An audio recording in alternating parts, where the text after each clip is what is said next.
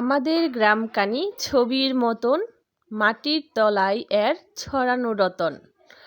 আসসালামু আলাইকুম everyone, blogs with সাথী এর পক্ষ থেকে আমি সাথী কিশোরগঞ্জ থেকে বলছি। কাছে বা দূরে, দেশ বা দেশের বাইরে যে যেখান থেকে আমার আজকের এই ভিডিওটি দেখছেন সবাইকে জানাচ্ছি অসংখ্য ধন্যবাদ। আশা করছি আপনারা সকলেই খুব ভালো আছেন, আর আমিও আলহামদুলিল্লাহ আমার পরিবারের সাথে বেশ ভালো আছি। বেশ কিছুদিন যাবৎ ব্যস্ততার কারণে আপনাদের সাথে তেমন কোনো ব্লগ ভিডিওই আপলোড করতে পারছি না। অনেক বেশি ব্যস্ততার মধ্যে দিন কাটাচ্ছি, আর কি নিয়ে ব্যস্ত আছি সেটাও আপনাদের সাথে এই ভিডিওতেই শেয়ার করব। গত ভিডিওতে আপনারা দেখেছেন আমি আমার বাবার বাড়িতে চলে এসেছি, আর এইবার বাবার বাড়িতে আসাটা কিন্তু বেড়ানোর উদ্দেশ্যে না, মোটামুটি একটা বাবার বাড়িতে পার্মানেন্ট থাকার বা বাবার বাড়ির অঞ্চলে পার্মানেন্ট থাকার একটা ব্যবস্থা করতে এসেছি। তো কেন আমি কিশোরগঞ্জের বাসাটা ছেড়ে দিচ্ছি আর কেন বাবার বাড়ির অঞ্চলে বাসা নিতে চাচ্ছি, তো সেইগুলোই আছে আজকের ভিডিওতে। সেই সাথে আমার আম্মুর ছোট্ট একটা বাগান করেছে শীতের সবজি দিয়ে, সেটাই আপনাদের সাথে শেয়ার করব আজকের ভিডিওতে। তো চলুন শুরু করা যাক। এই যে ছোট্ট এরিয়াটা দেখতে পাচ্ছেন, এই এরিয়াটার মধ্যেই আম্মু বিভিন্ন ধরনের শীতের সবজি লাগিয়েছে। আলু, বেগুন, টমেটো, পেঁয়াজ, রসুন, এই ধরনের কিছু সবজি লাগিয়েছে। তো আজকে মূলত আপনাদের সাথে সেগুলোই শেয়ার করছি। গ্রামে থাকলে কিন্তু অনেক ধরনের সুবিধা আছে, তার মধ্যে অন্যতম একটি সুবিধা হচ্ছে গ্রামের মানুষের কিন্তু টাকা বেশি সঞ্চয় হয়, কারণ তাদেরকে অনেক জিনিসই আছে যে কিনে খেতে হয় না।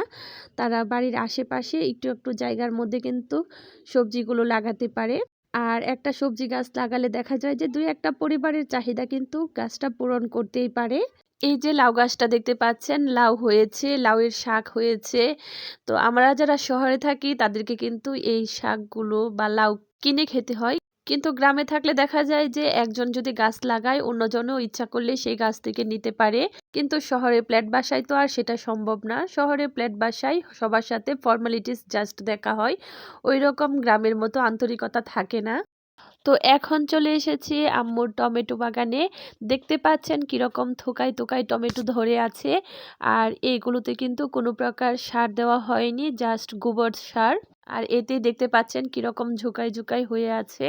গ্রামের কিন্তু এটাও আরেকটা সুবিধা, নিজের বাড়ির পাশে যদি অল্প একটু জায়গাও থাকে সেখানে কিন্তু আপনি একদম কীটনাশক মুক্ত করে নিজের পরিবারের জন্য বা নিজের পরিবারের চাহিদা পূরণ করতে পারেন এভাবে অল্প অল্প করে সবজি লাগিয়ে।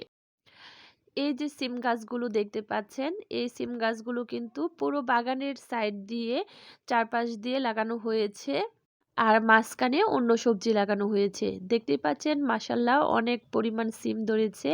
আর এতে করে কিন্তু পরিবারের চাহিদা মিটিয়ে পাড়া প্রতিবেশী আত্মীয় স্বজনকেও দেওয়া যায়, আর তাছাড়াও ইচ্ছা করলে কিন্তু বাজারে বিক্রি করা যায়। আর সিম খাওয়া শেষ হলেও যেগুলো একদম খাওয়া হয় না, শুকিয়ে যায়, সেগুলোও কিন্তু বছর জুড়ে সংরক্ষণ করা যায়। আর তাছাড়াও এখানে দেখতে পাচ্ছেন একদম নিজেদের খাওয়ার জন্য কিছু ফুলকপি, পাতাকপি এগুলো লাগানো হয়েছে, আর এগুলো কিন্তু বেশ সুন্দর হয়েছে। এখানে কিন্তু শুধুমাত্র নিজেদের খাওয়ার জন্যই কয়েকটা লাগানো হয়েছে। তবে যাদের বাড়ির পাশে খোলা জমি আছে বা জমি আছে, তারা কিন্তু চাইলে এভাবে নিজেদের চাহিদার পাশাপাশি বাণিজ্যিকভাবেও চাষ করতে পারেন। এতে করে কিন্তু আপনার পরিবারের চাহিদাও মিটবে, সেই সাথে আপনার অর্থনৈতিক দিক থেকেও কিন্তু সাপোর্ট আসবে।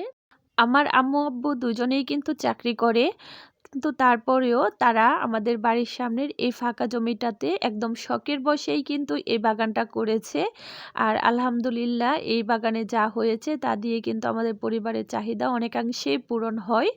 একদম পরিবারের জন্যই অল্প অল্প করেই সব কিছু করা হয়েছে। এখানে কিছু বেগুন গাছও লাগানো হয়েছে, তাছাড়াও ধনিয়া পাতা, কিছু মূলো শাক লাগানো হয়েছে, লাল শাক, আর বেশ অনেকটা অংশ জুড়ে আলু এবং পেঁয়াজ রসুন লাগানো হয়েছে।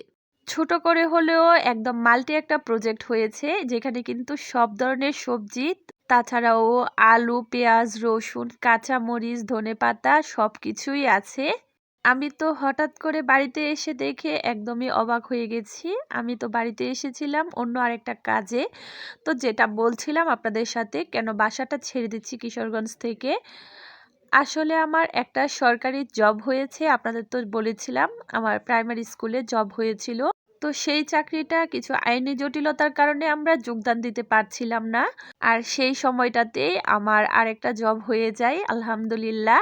স্বাস্থ্য অধিদপ্তরের অন্তর্ভুক্ত কিশোরগঞ্জ সিভিল সার্জনের অধীনে স্বাস্থ্য সহকারী হিসাবে আলহামদুলিল্লাহ আমার জব হয়েছে এবং গত 20 তারিখে আমাদের জয়েনিংও হয়ে গেছে আলহামদুলিল্লাহ। আর আমার জবটা হয়েছে আমার বাবার বাড়ির ঠিকানাতে। তো আমাকে এখন এখানেই থাকতে হবে, তো সেজন্যই মূলত একটা বাসা দেখেছি। আর সেই বাসাটা দেখার জন্যই কিন্তু আমি এসেছিলাম। তো এরই মধ্য দিয়ে কিন্তু আমি একটা বাসাও সিলেক্ট করেছি, দেখেছি। কিন্তু আমার বাসাটা এখনও শিফট করা হয়নি, ইনশাল্লাহ খুব তাড়াতাড়ি শিফট করব। আর এখন থেকে চেষ্টা করব আপনাদের সাথে নিয়মিত ভিডিও আপলোড করতে। সবাই আমার জন্য দোয়া করবেন। আমি একটা নতুন কর্মক্ষেত্রে ঢুকেছি, আমি যেন আমার দায়িত্ব সফলভাবে সুন্দরভাবে সম্মানের সহিত পালন করতে পারি।